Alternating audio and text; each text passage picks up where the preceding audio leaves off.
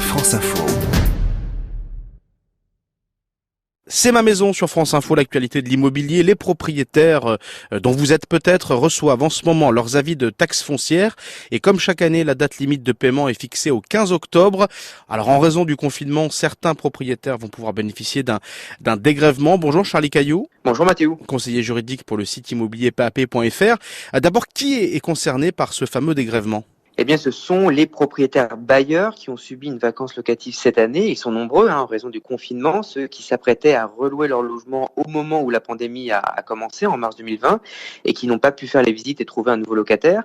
Alors, ils vont pouvoir demander à bénéficier d'un dégrèvement de leur taxe foncière, un dégrèvement proportionnel à la durée de la vacance locative.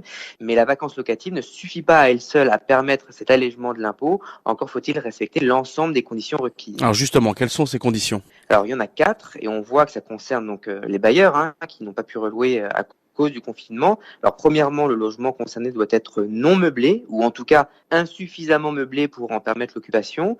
Les locations meublées et les locations saisonnières sont donc, ne sont donc pas concernées. Deuxième condition, la vacance du logement doit être involontaire. Le bailleur voulait louer, mais il en a été empêché. Troisièmement, le logement est resté inoccupé pendant au moins 3 mois. Et enfin, le logement est inoccupé dans sa totalité.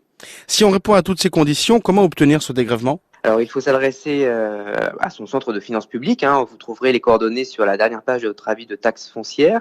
Attention, je répète, c'est pas un dégrèvement total, c'est un dégrèvement proportionnel. Si le logement est resté vide pendant 3 mois, eh bien, ce sera un dégrèvement de 3/12.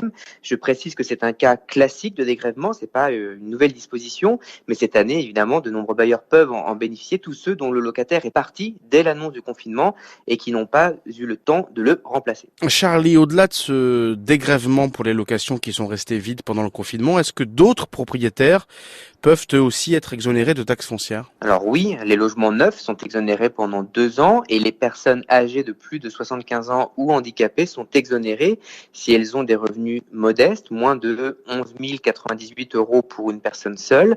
Il existe également un plafonnement de la taxe foncière qui ne peut représenter plus de 50% des revenus pour des foyers qui ont des revenus modestes. Alors pour plus d'informations, n'hésitez pas à contacter le centre des finances publiques qui est indiqué sur votre avis de taxe foncière. Merci beaucoup Charlie Caillou, juriste pour le site immobilier PAP.fr.